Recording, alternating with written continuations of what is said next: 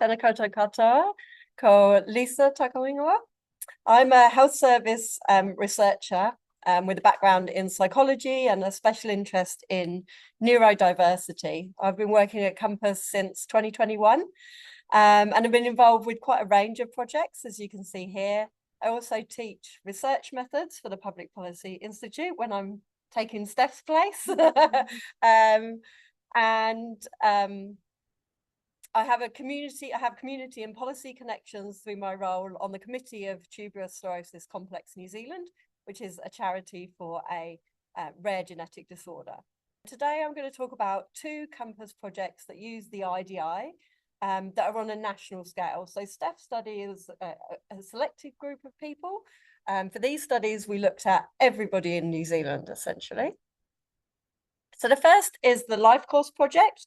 This was funded by 3 of the National Science Challenges, came to an end this year, although I'm still working on publications and hoping to get more analyses done on that data.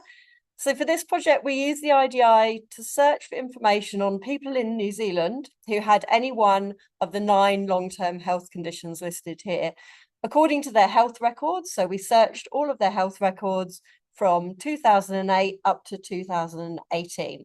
So we looked at cancer, traumatic brain injury, dementia, stroke, diabetes, gout, chronic obstructive pulmonary disease, COPD, heart disease, and a broad range of mental health and behavioural conditions.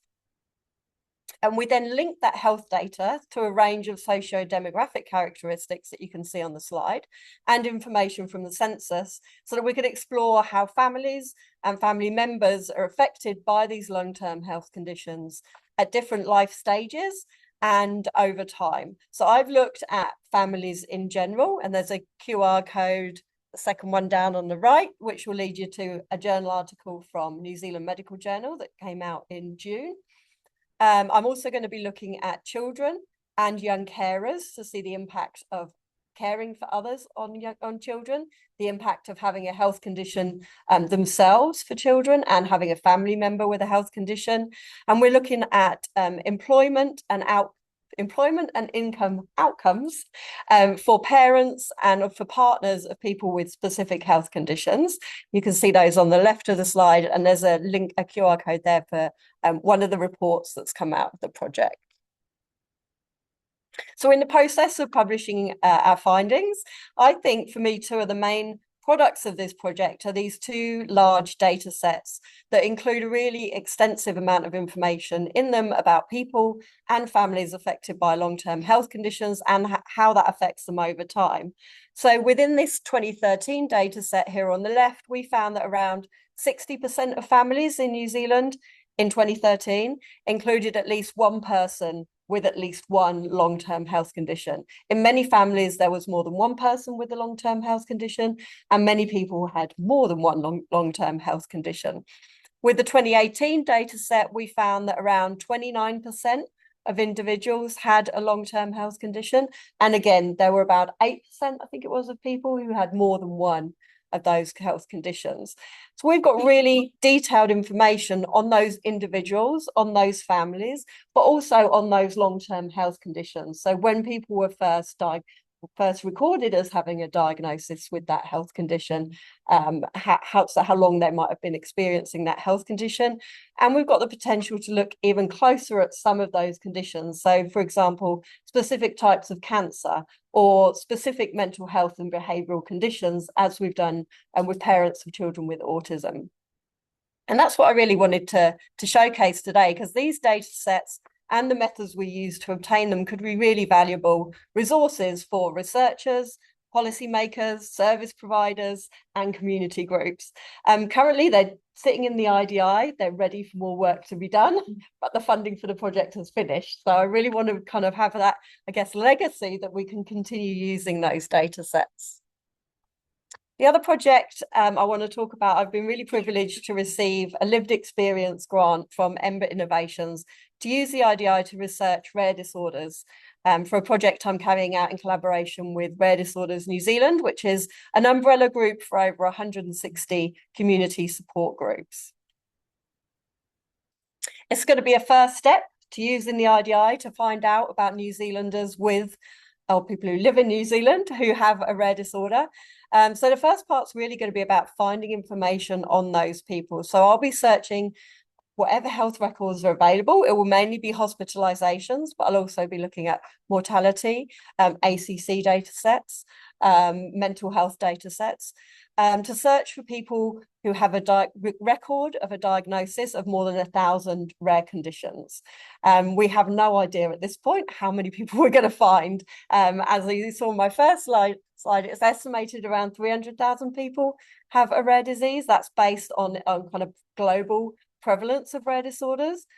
We have absolutely no idea what that's going to look like in New Zealand, whether some rare conditions might be more prevalent among certain ethnicities. We really don't know. So it's going to be really exciting to find out.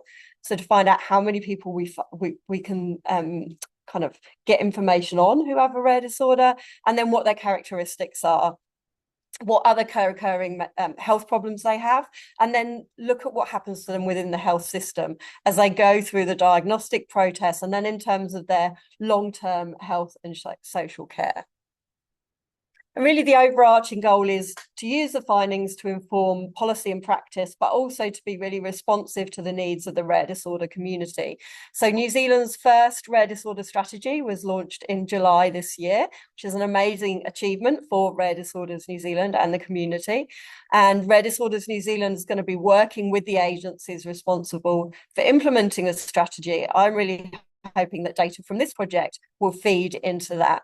And I'm also working with Rare Disorders New Zealand to make sure the project's findings can be used by community groups. So perhaps to raise awareness of rare disorders in general, but also for the specific conditions that they support, provide them with information on what communities people with rare disorders are living in. So where in the country do a lot of the people who have a specific condition live?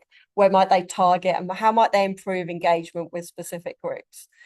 And I really want to go further. This project's due to end in May, and what I really want to do is follow that up with projects that look at the impact of living with a rare disorder for individuals and families.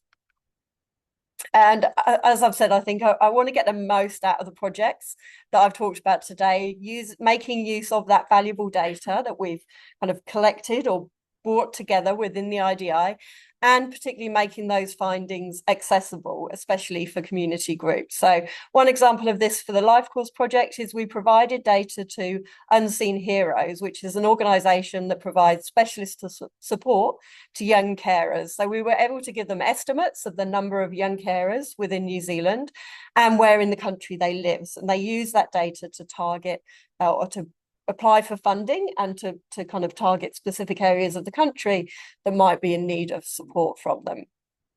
And as I've said, there's plenty of scope for further work and analysis for the Lifecourse Project, as well as opportunities to feed into the rare disorders work. And in terms of other projects, we're pretty excited about getting our hands on Census 2023 data. For the first time, the census asked about sexual and gender identity and whether people have a disability, a long-term condition, or a mental health condition. There is great scope to widen the health conditions that we've looked at. I've listed some suggestions here, but I am very open to ideas.